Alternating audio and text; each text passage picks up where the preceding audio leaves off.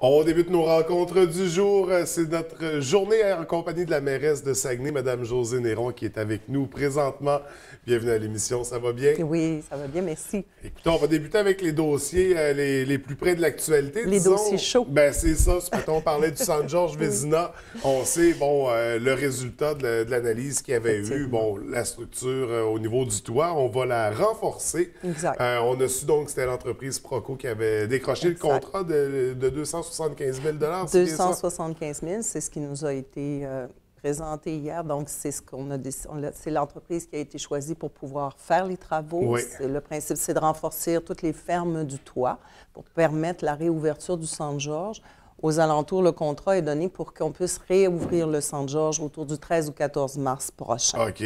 Donc, vraiment, on mise sur une entreprise régionale qui est bien établie dans la région. Là, Oui, parce elle a parlait des bureaux. tout à l'heure. Elle a des bureaux à la baie. Oui. Ça avait été ma demande auprès du directeur général de la ville, M. Jean-François Boivin, d'aller chercher une entreprise de l'arrondissement de Jonquière, de Chicoutimi et de la baie. Et c'est Proco, qui est établi à la baie, qui a finalement remporté l'appel d'offres. Donc, et qui visiblement ont déjà commencé les travaux. Et on en est bien heureux. Oui. On sait qu'il y avait des recommandations qui venaient avec tout ça. On limitait le couvert de neige sur le toit, moins de gens dans la... Le nombre de personnes au niveau des galeries de presse et tout ça. Alors, c'est évident que lorsqu'on va réouvrir le Centre Georges, il va y avoir des mesures... OK, ça va être appliqué malgré le renforcement du toit?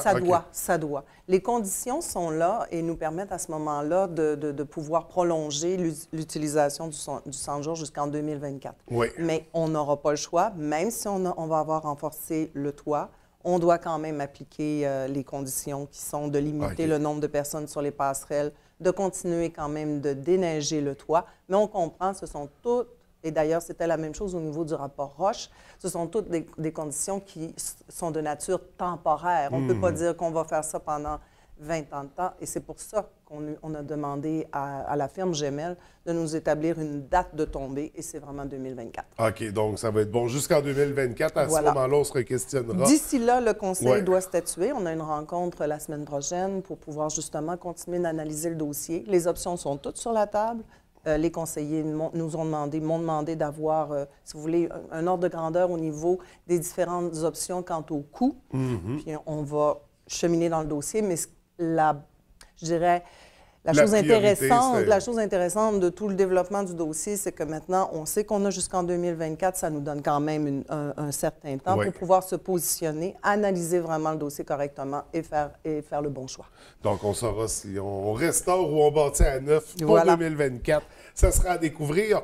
On va parler de la consultation publique, de la gestion de matières organiques. Exact. Ça fait couler beaucoup d'encre. Depuis le début de la campagne électorale, on en entend parler. Oui. Puis ça doit être le cas dans toutes les municipalités.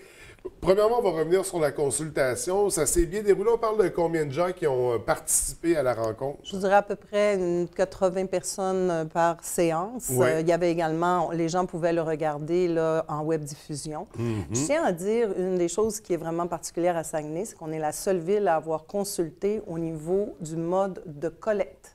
La plupart des gens vont plutôt consulter au niveau du mode de traitement. Nous, on a vraiment consulté, ce qui est quand même innovateur.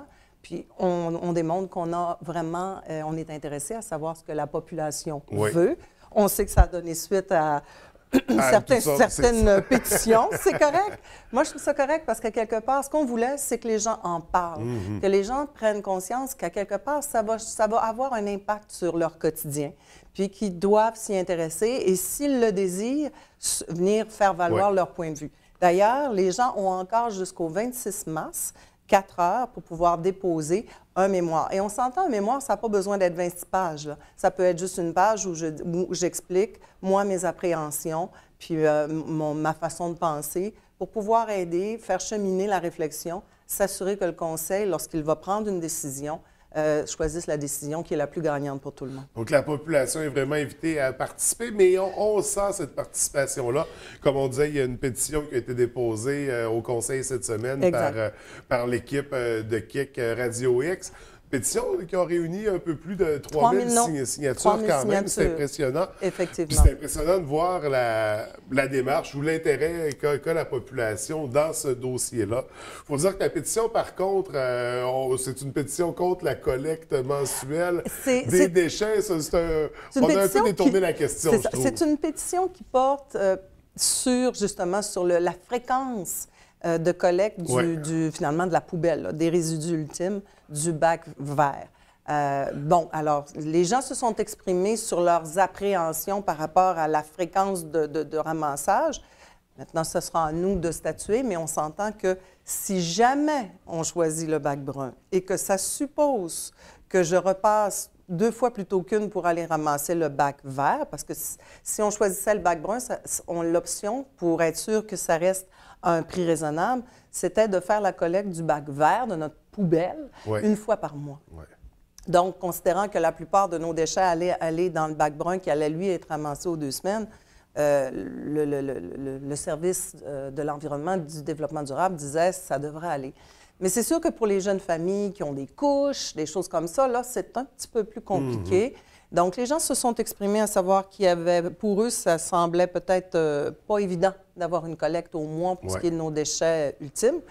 Alors, mais il faut comprendre que si on ramène ça à 2 semaines, il y a quand même une facture d'1 200 000 qui est à ajouter sur le coût de l'opération. Alors, il faut jongler avec tout ça pour faire le meilleur choix. Et ça, c'est dans l'optique du bac brun parce qu'il y a toujours la possibilité des sacs qu'on va mettre dans les bacs verts. Exact. Quand on parle des couleurs, hein, puis je me rends compte à quel point j'aime pas le bac vert. À Montréal, le bac vert, c'est recyclage. Vert, ça fait penser à l'environnement. C'est dans lui qu'on va mettre les déchets. Vous avez raison. J'ai passé exactement le même commentaire à des gens. J'ai dit, black-bleu, ça va. Mais le bac vert, bac brun devrait intéresser. Mais regardez, c'est comme ça. Ben alors, oui, on vivre avec ça. pas. Exactement. Donc, ça sera à voir, bien sûr.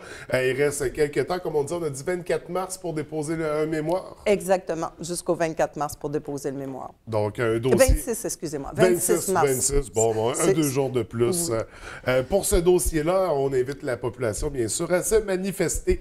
On va revenir sur des dossiers qui ont été amenés en conseil de ville cette semaine. Oui. D'abord, on a des résidents de la baie du secteur des eaux mortes qui sont venus parler parce qu'il y a un projet de fibre optique pour les secteurs éloignés, puis on comprend un peu la problématique qu'ils peuvent rencontrer. Donc, il y a eu une intervention pendant la séance de conseil. Oui. C'est quoi ce dossier-là exactement? Parce que la Ville s'est engagée à amener de la fibre optique dans les secteurs éloignés. C'est un projet qui est piloté par la municipalité de Ferland et Boileau. OK.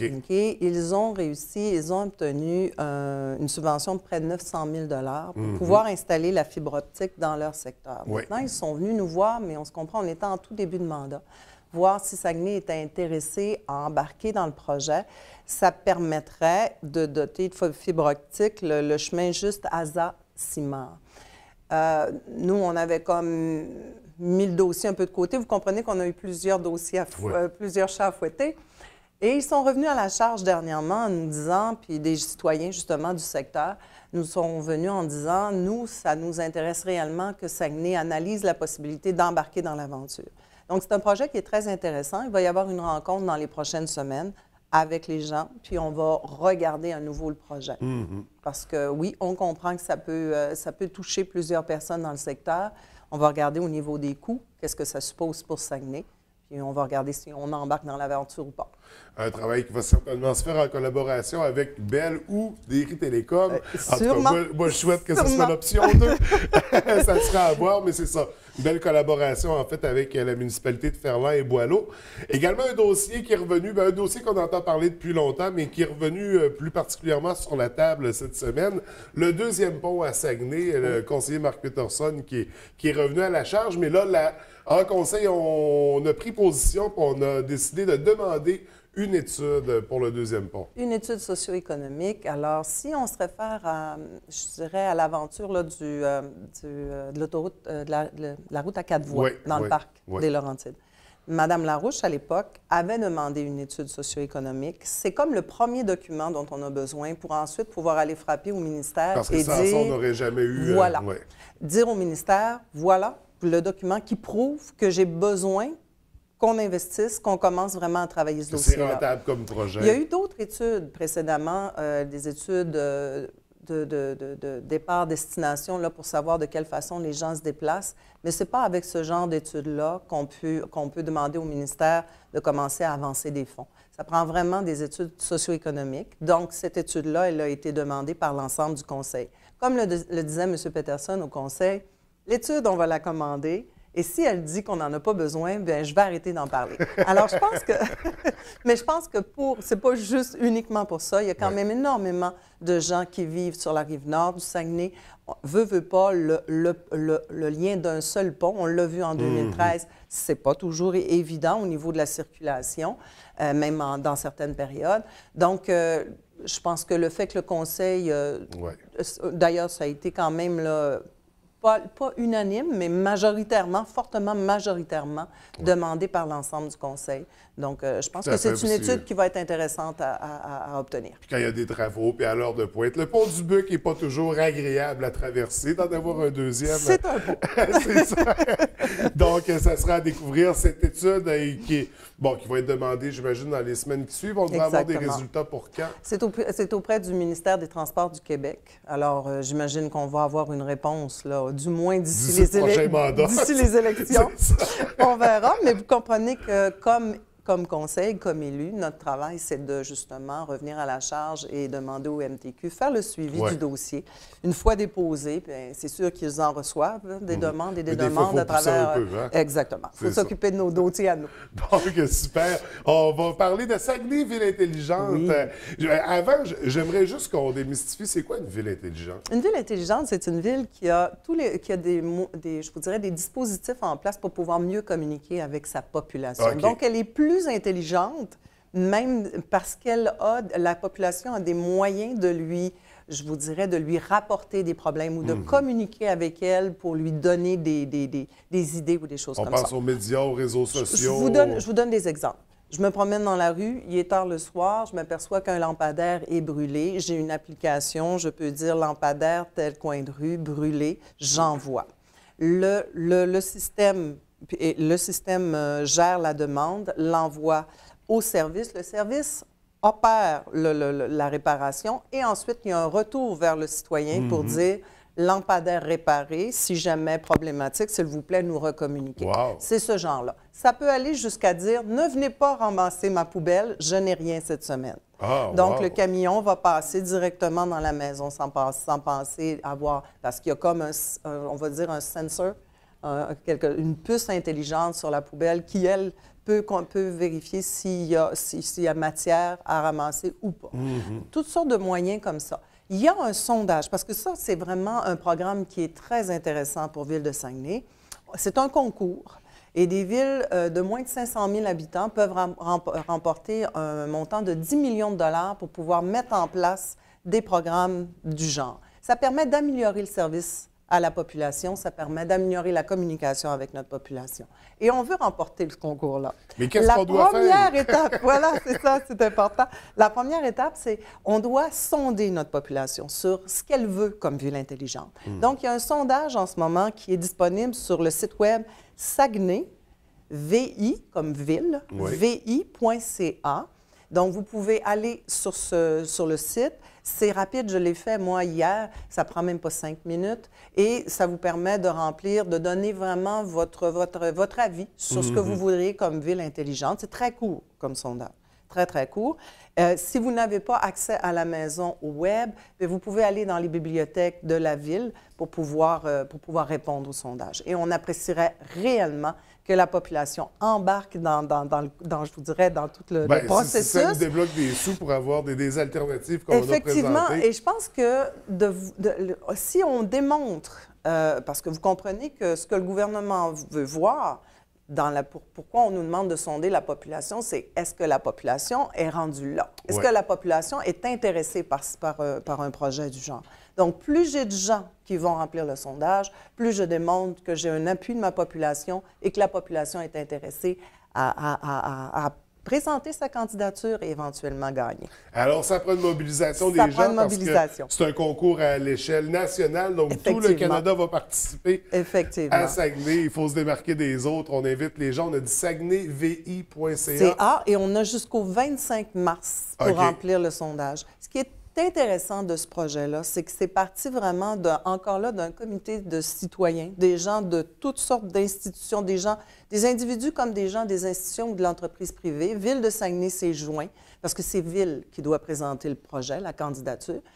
Donc, Ville de Saguenay s'est joint dans les derniers mois, là, depuis le 6 novembre, et ça chemine et ça va bien. Donc, La candidature, on va la déposer pour la fin avril, le 24 avril, mais nous, comme population, il faut répondre au sondage avant le 25 mars. Donc, ce que je retiens ce matin, c'est qu'on a 3 semaines pour répondre au sondage, pour déposer un mémoire, pour la collecte des matières organiques également. Exact. Donc, on s'active. On est bien Population de occupé. Saguenay. Exact. On a du travail à faire. Madame Néron, ça va être tout pour ce matin. Nous, on va prendre une petite pause, en fait. On va se revoir seulement dans un mois, je crois. Oui, parce que j'ai des vacances. Ben, je prends c'est des ça, vacances. c'est ça. Bon, on va vous laisser tranquille pendant ce temps-là. Merci, c'est Madame gentil. Néron, merci beaucoup. À très bientôt. Ben, à dans un mois. Merci. Bonne journée. Bonne journée. Bye.